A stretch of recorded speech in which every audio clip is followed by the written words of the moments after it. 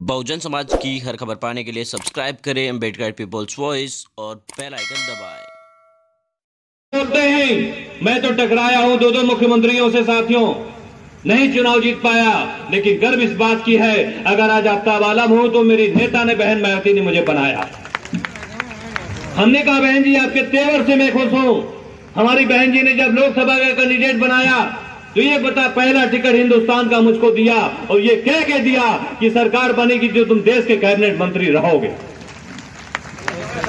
हमको हमारी बहन जी ने पप्पू जायसवाल मंत्री जी, वहां पे योगी आदित्यनाथ माननीय मुख्यमंत्री हैं, हमें बहन जी ने भेज दिया। मैं पहाड़ से भी टकराने में गुरेज नहीं रखा चाहती हूं। छत्तीसगढ़ बतियाएंगे। वो सुनील सिंह आते हैं यहां पे जो मुसलमानों अखिलेश समाज की दाढ़ी नोचने का काम करते थे,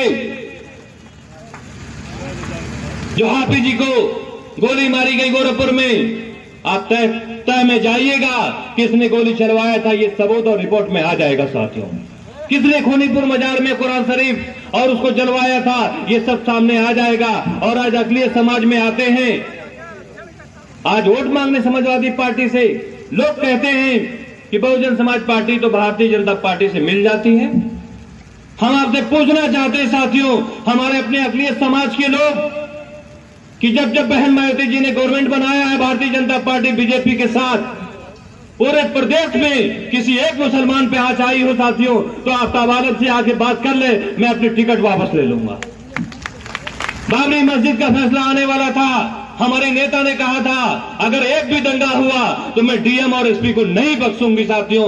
एक भी कहीं भी बात नहीं आई, लेकिन जब जब समाजवादी पार्टी की गवर्नमेंट बनी तब तक मुजफ्फरनगर से शामली से लेके पश्चिम के तमाम जनपदों में जो है आग लगी। वोट हमारा, सीने पर रोलर चलाएंगे आपके। हमको साथियों ठेका नहीं करना है, हमें दलाली नहीं करना है, हमें दरोगा दरोगी के पीछे जो है हमें नहीं लगना है। ये वादा है साथियों, आप लाएंगे। अगर मुंबई में भी फंसे होंगे आफ्ताब आलम निकाल लाएगा आपको। एक जुनून है मेरे पास कुछ ऐसा नहीं है साथियों कि जो विधायक सांसद के पास है वो मेरे पास नहीं है साथियों। लेकिन सिर्फ मान्यवर साहब, जो बाबा साहब ने गरीब मजलूमों को चलने का सिखाया साथियों, बहन जी ने धार देने का सिखाया। आज मैं आपको विस्तृत रूप से बता दूं कि 5 साल भारतीय जनता पार्टी की सरकार बनी। ये बात करते हैं तालिबान की, ये बात करते हैं पाकिस्तान की। हम पूछना चाहते हैं, हम उत्तर प्रदेश से हैं, हम तो राजस्थान भी शायद 2 साल में नहीं जा पाते। हम क्या जाने तालिबान, हम क्या जाने पाकिस्तान। हमारा कितना आप जो है इम्तहान लोगे। आप कहते हैं मुसलमानों के गाली दे के वोट लेने के लिए। मैं साथियों मैं आवाज देना चाहता हूं, मेरा रब एक है और उस रब की ये पूरी कायनात है। अगर मैं मानता हूं तो अपने रब को मानता हूं साथियों। वो बादशाह होता बादशाह है, हम किसी के मोहताज नहीं है। मुसलमान पहले भी साइकिल बनाता था, दुकान करता था, बंबई सऊदिया रहता था। न कोई डीएम है, न कोई कलेक्टर है साथियों, न कोई मिनिस्टर है, फिर भी अल्लाह रब्बुल इज्जत उसको गोश्त रोटी खिलाते हैं। बहुजन समाज पार्टी की हमारी मां बहनें बैठी हैं। मैं पिछड़े समाज को बता देना चाहता हूं कि कभी कोई निषाद समाज, कुर्मी समाज, कभी कोई प्रजापति समाज, कोई नाव बिरादरी को सम्मान नहीं दिया। लेकिन 2007 में जब पूरी बहुमत की सरकार बनी तो बहन मायावती जी ने एक एक समाज को मंत्री बना के सम्मान देने का काम किया। हमारे मुस्लिम समाज के माननीय नसीमुद्दीन सिद्दीकी साहब मंत्री बने थे, 18 विभाग था। अखिलेश समाज में कोई सम्मान नहीं दे पाए, इसीलिए ऊपर वाले को वहां देर था साथियों, अंधेर नहीं था। आज नसीमुद्दीन सिद्दीकी अकेले खड़े हैं साथियों। लेकिन मैं आपको वादा करता हूं साथियों कि बहन सुश्री मायावती जी का ये कार्यकर्ता छोटा है, लेकिन मैं आपको विश्वास दिला दूं साथियों, आप मुझको अपनी दुआओं से नवाजेंगे। मैं 2 करोड़ वाला आदमी नहीं हूं कि मुझे ठेका कराना है। मैं बहन मायावती से मांग लाऊंगा टेक्सटाइल का काम, जो पूरे हिंदुस्तान में टेक्सटाइल रन करेगी खलीलाबाद से। हमारे बुनकरों को काम मिलेगा। मैंने देखा है सिमरिया में, मैं जल्दी अभी आया हूं साथियों। सिमरिया में मुझे देख के मुझे बहुत खुशी हुआ। जो दुकानें हैं, मैं आपसे वादा करता हूं, ये लोग बातों से कहते हैं मिनी दुबई है, मैं बना दूंगा दुबई साथी। इसको ये वादा है आफ्ताब आलम का। ये कोई किसान का बेटा हूं, पढ़ा लिखा आदमी हूं, दलाल नहीं हूं, कमीशन खोरी नहीं हूं साथियों। मैं ये जानता हूं कि अल्लाह रब्बुल इज्जत की कायनात है ये। 40 साल मेरी उम्र हो गई, 20 साल में हमारी भी बढ़ोतरी आ जाएगी साथियों। मैं आया हूं आपके बीच में, एक बार हमको टेस्ट करके आप देख लीजिए। मैं आपको विश्वास एतबार दिला दूं साथियों कि शायद मैं खुद भागूंगा तो आप हमको पकड़ के लेके आएंगे। मैं किसी के लिए गलत नहीं बोलता, मैं सिर्फ ये कहना चाहता हूं कि पीस पार्टी को अगर यहां पे खड़ा किया तो यहां अखिलेश समाज के सर समाज के लोगों ने खड़ा किया। क्या मिला? जनाब डॉक्टर यूब साहब दिल्ली बैग लेकर जाते हैं, भारतीय जनता पार्टी से कहते हैं मैं 200 सीटों पे खड़ा कर दूंगा तो मुसलमान वोट कट जाएगा, इसके बदले में साहब एक फैक्ट्री दे दीजिए गोवा में। दूसरी बार चुनाव आया, कहे साहब एक फैक्ट्री नैनी में दे दीजिए। तीसरी बार चुनाव आया तो बीडा में ले लिए और कहते हैं कि मैं मुसलमानों का रहनुमा हूं। मैं इसलिए खुली बात कहता हूं साथियों कि मेरा रब चाहेगा, आप चाहेंगे, आपके दुआओं से तब मैं विधायक बनूंगा। मैं अल्लाह ताला से दुआ करता हूं, दीजिएगा विधायक का पद तो इज्जत के साथ दीजिएगा, नहीं तो मत दीजिएगा साहब। मैं बेचूंगा नहीं, मैं आपकी इज्जत के लिए अपने आप को मैं कुर्बान कर दूंगा, ये वादा है मेरा। डॉक्टर ओवैसी साहब पूरे हिंदुस्तान में मुझको भी बहुत अच्छे लगे माशाल्लाह, टोपी बहुत अच्छा थी, शेरवानी बहुत अच्छी थी। मैं गया हैदराबाद में, उनके परिवार के लोग मेरे बहुत करीब के हैं, उनकी बड़ी बड़ी यूनिवर्सिटी है। पूरे देश में मुख्तार अंसारी के खिलाफ कार्रवाई हो गई, आजम खान के खिलाफ कार्रवाई हो गई, अतीक अहमद के खिलाफ कार्रवाई हो गई, आफ्ताब आलम के खिलाफ कार्रवाई हो गई साथियों। क्या ओवैसी के खिलाफ कार्रवाई नहीं हुआ?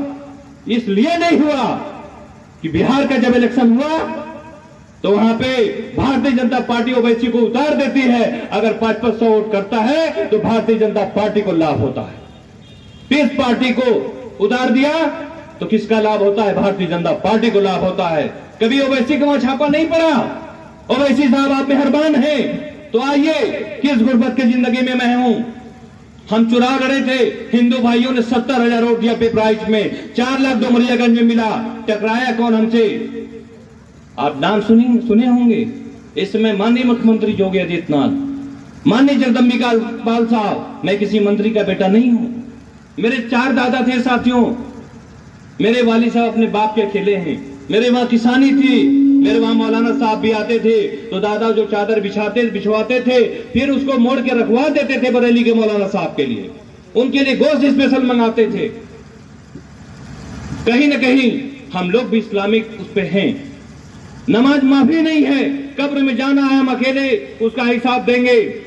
तो यहां पर कौन सा तकमा ओवैसी साहब का है? हम नमाज पढ़े ना ओवैसी साहब को चाहने लगे, इससे हमारे कब्र में जो है रिलीफ मिलेगा? नहीं साथियों, क्योंकि हमारे पेट में गुदा रहेगा तो हम 5 वक्त की नमाज, तहज्जुद की नमाज भी पढ़ेंगे। हमारी माली हालत सही होना चाहिए। माली हालत तब सही होगी कि 2 मंडलों में आपका मुस्लिम विधायक कोई नहीं है। आप शुक्रिया अदा करिए साथियों। हम शुक्रिया अदा करते हैं कि बहन सुश्री मायावती जी ने उस लायक समझा कि आज मैंने कहा कि मैं जो हूं, आज आफ्ताब आलम 1000 लोग हैं, गोरखपुर में 10-10 हजार करोड़ के आदमी हैं, दिल्ली में 5-5 लाख करोड़ के आदमी हैं। लेकिन बहन मायावती जी का मैं जितना भी शुक्रिया अदा करूं कम है कि बुला के मुझको टिकट दिया। यहां से 4 लोग टिकट मांग रहे थे, वो वही टिकट मांग रहे थे कि जो 5 साल राज किए आपके वहां। वो बसपा भी आना चाह रहे हैं, सपा भी आना चाह रहे हैं। भैया कोई उसूल है? मैं तो कह रहा हूं, हमारे नेता कह दे कि आफ्ताब तुम चुनाव नहीं लड़ोगे, जब्बार भाई चुनाव लड़ेंगे, मैं अगला माला जब्बार भाई को पहना दूंगा। मेरा वादा है साथियों, मैंने आपसे कह दिया, मेरे रब के अलावा मैं किसी को नहीं मानता हूं, चाहे उसका मुझे नुकसान उठाना पड़ जाए। जो हूं वसूल वाला तो मैं हूं। मैं ओवैसी की तरफ बेचूंगा नहीं, मैं डॉक्टर यूब की तरफ फैक्ट्री नहीं लगाऊंगा। अल्हम्दुलिल्लाह आपके दुआ से मैं इतना हूं, अपने दाल रोटी में खुश हो साथियों। मैं इतना हूं कि यहाँ के पुलिस दरोगा तो छोड़ दीजिए, आपका डीजीपी पे भी हाथ आपके ऊपर नहीं डालेगा, आपको नियम से लड़ जाऊंगा। मैं आपसे कहूंगा साथियों, क्योंकि यहाँ लोग थाने की बड़े शौक रखते हैं। अरे हम तो जो है कभी कप्तान से नीचे बात ही नहीं की। मैंने तो कभी कप्तान और डीएम के नीचे बात ही नहीं की। मैं जिला पंचायत सदस्य था, तब से मैं थाने पे नहीं जाता हूं साथियों, क्योंकि आदमी को रसूख बनाना पड़ता है। रसूख जब मेरे बनेंगे साथियों, और रसूख बनेंगे वो आपकी दुआओं और आशीर्वाद से बनेंगे। तो मैं आज अपनी माँ बहनों से भी कहूंगा कि बहन सुश्री मायावती जी 4-4 बार सरकार बनाई, हर चीजों में आपके लिए एससी समाज के लिए उन्होंने दिया। एससी समाज में सबको लाभ मिला। गांव के बड़े आदमी लोग कहते थे अदालती भाई आओ मोटरसाइकिल में बैठ के चला जाना, क्यों ले जाते थे? क्योंकि सरकारी ठीकों में आरक्षण था, नौकरी में आरक्षण था, आपके मान सम्मान का बचाव था। इसलिए ये आरएसएस के लोग आएंगे, आरएसएस के लोग आएंगे, खटिया पे बैठ जाएंगे।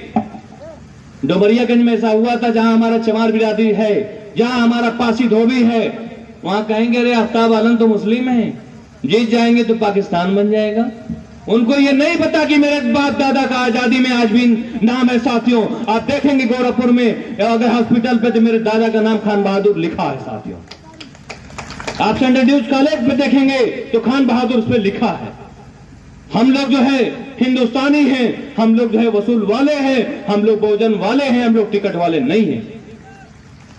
तो मैं सर्व समाज के साथ अपने एससी समाज से मैं ये कहना चाहता हूं कि आरएसएस के लोग बहुत बहकाने आएंगे, लेकिन आपकी मजबूती, आपकी बहन सुश्री मायावती जी बहुत लड़ती, 40 साल उम्र से आज वो मेहनत करते करते आज सर्व समाज आज एससी समाज को बगल में बैठाता है, सम्मान देता है। आपके घरों के बगल में रोड बनने आया, डीएम कलेक्टर गलियों में आए आपके हालचाल लेने। इसी तरीके से इस बार बहुत लोग कहेंगे अरे मोदी का सरकार बनेगा, क्या है कि वो राशन दिए हैं, तो राशनवा कितने का है? राशन का दाम है 50 रुपया, झोली का दाम है 100 रुपया, और जब जब वोट पड़ना होता है तो 2500 और भेज देंगे। आप एक एक घरों पे जोड़ेंगे तो 300 रुपया में सारा वोट देश का खरीद करके और डीजल पेट्रोल पे महंगाई बढ़ा दे रहे हैं, वो आपको जबरदस्ती वसूल करके पूरे देश को कमजोर हो रहा। साथियों आप एक बात पूछना चाहता हूं साथियों, भारतीय जनता पार्टी की सरकार के पहले आप सुकून में थे कि आप सुकून में? हर आदमी अपनी सुकूनियत देख ले, अपने घर के कारोबार देख ले। आपके घर के मालिक लोग जब बाहर से कमा के आते होंगे, अगर उनका मूड सही नहीं है तो क्या पूरा परिवार नहीं परेशान होता है? धर्मपत्नी भी परेशान होती है, बच्चे भी परेशान होते हैं, भाई भाई में टकराहट होती है। जैसे बिजली चली जाती है, एक मेन स्विच जब दबाते हैं तो बिजली आ जाती है, उसी तरीके से 5 साल में एक मौका मिलता है वोट देने का। आपको मैं विश्वास दिलाना चाहता हूं साथियों कि सरकार बहुजन समाज पार्टी की बनने जा रही है। वो कैसे बनने जा रही है? अब पूछेंगे जो आप लोग कहेंगे अरे बहुजन की कौन नाम लेने वाला है? आप उंगली पे गिनाइएगा, प्रदेश 4 भाग में बांट दीजिए। बीजेपी की सरकार में बीजेपी के सांसद, बांसगांव के सांसद खदेड़े गए, सहजनवा के विधायक शीतल बाबा खदेड़े गए, पश्चिम में डंडा लेके बीजेपी वालों को दौड़ा रहे हैं। बीजेपी का बहुमत नहीं आने वाला है साथियों, ये आप बता दीजिएगा कि भारतीय जनता पार्टी की बहुमत नहीं आ रही है। फिर लोग कहेंगे भैया जब बीजेपी नहीं आएगा तो सपा आ जाएगा। तो आप ये भी बताइएगा कि जब हम नहीं आएंगे तो सपा कहां से आएगा? क्योंकि सपा के पास है क्या? 7 और 22, और 22 को भी जो है बहुत टुकड़ा टुकड़ा हो जाएगा, और 7 का तो आधा चला गया है पहले से बीजेपी में। ये मैं आवाज देना चाहता हूं अपने सर्व समाज को कि इस बार न भारतीय जनता पार्टी की सरकार बनेगी साथियों, न बहुमत आएगा, न तो समाजवादी पार्टी का। अगर सरकार बनाएगा तो बहन सुश्री मायावती जी का सरकार बनेगा। ये जो आप पीछे गए हैं, ये जिस दिन बहन मायावती जी मुख्यमंत्री बनेंगी, इस पूरे प्रदेश में सौहार्द होगा, युवाओं को रोजी रोजगार मिलेगा, मां बहनों की खुशहाली तरक्की के घरों में रोजी रोजगार आना शुरू होगा। तो मैं अपने अखिलेश समाज को भी मैं कहना चाहता हूं कि मैं भी साथियों 2 चुनाव हारा हूं, बड़े हिम्मत करके हम लोग आए हैं। मेरा दारू का बिजनेस नहीं है, मेरा खनन का बिजनेस नहीं है, मैं शिक्षा माफिया नहीं है। मैं आपसे सिर्फ एक गुजारिश करूंगा साथियों कि 3 से 4 महीना इलेक्शन है। ये भारतीय जनता पार्टी ये पीस में, एमआईएम में बहुत सारी बात करेगी, जात पात की बात करेगी, लेकिन हम पूछना चाहते हैं साथियों, कोरोना में क्या जितने लोगों को कोरोना की बीमारी हुई, अचानक परेशानियां बढ़ी, क्या कोई जात पात समझ के आया था? किसका किससे मदद हुआ साथियों? आप सोचिए वो दौर। फिर भी आप अगर आप नहीं सोच सकते तो नुकसान तो साथियों सबका है। मैंने कहा ना कि मुस्लिम का नुकसान नहीं है।